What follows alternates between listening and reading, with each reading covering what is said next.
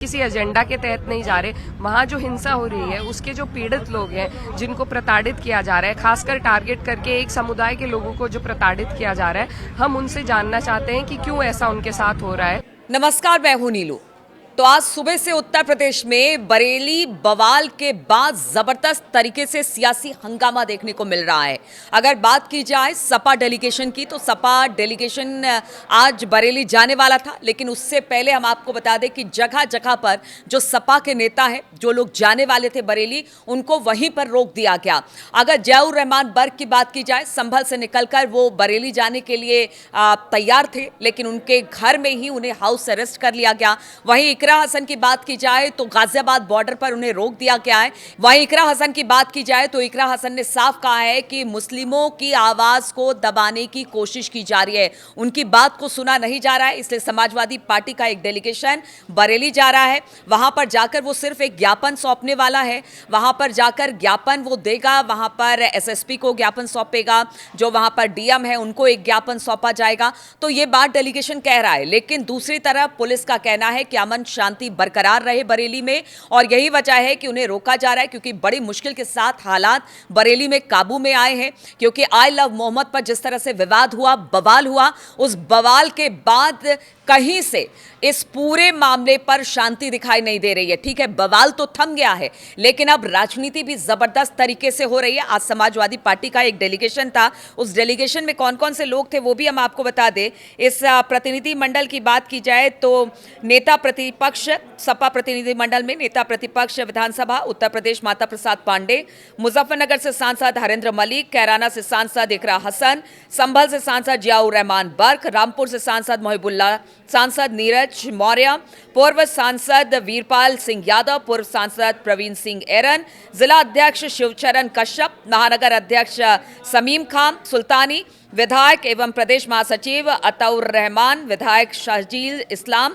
अंसारी, पूर्व मंत्री भगवत शरण गंगवार और प्रदेश सचिव सुबलेश यादव शामिल हैं। लेकिन इनको अब रोक दिया गया है, और इसके बाद जबरदस्त तरीके से समाजवादी पार्टी के नेताओं की प्रतिक्रिया, और खास तौर पर अगर इकरा हसन की बात की जाए तो उन्होंने खुलकर कहा है कि हम तो सिर्फ ज्ञापन देने जा रहे थे, वहां के लोगों की बात सुनने जा रहे थे, लेकिन हमें प्रशासन ने रोक दिया। वो मुसलमानों को सुनना ही नहीं चाहते, ना ही उनकी बात को सुनना चाहते हैं। क्या परेशानी है? दोनों तरफ की बातों को सुनना जरूरी है, सिर्फ एक तरफा कार्रवाई नहीं होनी चाहिए। तो जबरदस्त तरीके से बवाल है। जो डेलीगेशन जा रहा था उनको वहीं पर रोक दिया गया है, ताकि बरेली में अमन शांति बहाल रखी जा सके। बरेली की घटना बाद जो समाजवादी पार्टी के प्रतिनिधि मंडल हैं, सांसद के तौर पर उन्हें यूपी गेट पर रोक लिया गया है। हमारे साथ बात करने के लिए मौजूद है कैराना से सांसद इकरा हसन जी।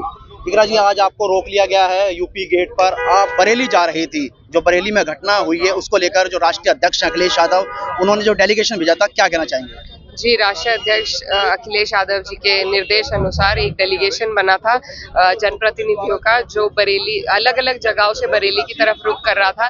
लेकिन जो जानकारी मिल रही है हमें, यहाँ मेरठ एक्सप्रेसवे पे रोक लिया गया है, और शायद जो उत्तर प्रदेश के एलओपी हैं उनको लखनऊ के पास कहीं रोका गया है। किस आधार पे उत्तर प्रदेश सरकार इस तरीके से कार्य कर रही है हमें समझ में नहीं आ रहा है, क्योंकि कहीं ऐसा कोई कानून नहीं है जो किसी को इस देश में कहीं भी जाने से रोक सकता हो।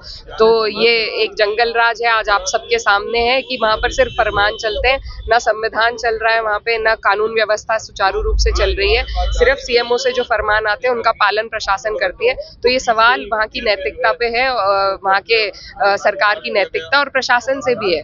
जुम्मे के दिन देखी गई थे, बीते शुक्रवार बीता है कि काफी घटना हुई, उसमें जो वीडियो भी सामने आई, उसके बाद फिर काफी गिरफ्तारी हुई, लेकिन उसको लेकर क्या कहना चाहेंगे? क्योंकि आपको आगे तो नहीं जाने दिया जा रहा है, अब क्या रहेगा आगे? देखिए, हमारी कोशिश है प्रशासन से कि ये लोग भी हमारे साथ चलें। हम कोई वहाँ छुप के तो नहीं जाना चाह रहे, ये बात भी सबको पता थी, कल से डेलीगेशन बनी हुई है, और हमारा आज भी प्रशासन को ये कहना है कि हम आपके बीच में वहाँ जाना चाहते हैं। हम सिर्फ संवाद कायम करना चाहते हैं। वहाँ के लोग जिनको गलत तरीके से टारगेट करके प्रताड़ित किया जा रहा है उनसे मिलना चाहते हैं, और किस आधार पे वहाँ के लोगों को गिरफ्तारी हो रही है। उन्होंने ऐसा क्या गुनाह कर दिया, कोई मर्डर कर दिया, कोई हिंसा कर दी, सिर्फ और सिर्फ आई लव मोहम्मद लिखने से अगर लोगों को इस तरीके से प्रताड़ित किया जाएगा तो ये बिल्कुल बर्दाश्त नहीं होगा, क्योंकि हमारा देश आज भी संविधान के मूल्यों पर चलता है। या तो उत्तर प्रदेश सरकार ये मान ले कि ये संविधान को नहीं मानते, भाजपा सरकार ये माने कि ये संविधान को नहीं मानते, लेकिन अगर संविधान के तहत चलेगा तो मुझे अधिकार है कि मैं अपने रिलीजन को प्रोफेस प्रैक्टिस कर सकती हूँ, मुझे कोई नहीं रोक सकता। योगी जी कह रहे थे कि मौलाना भूल गए हैं कि शासन किसका है।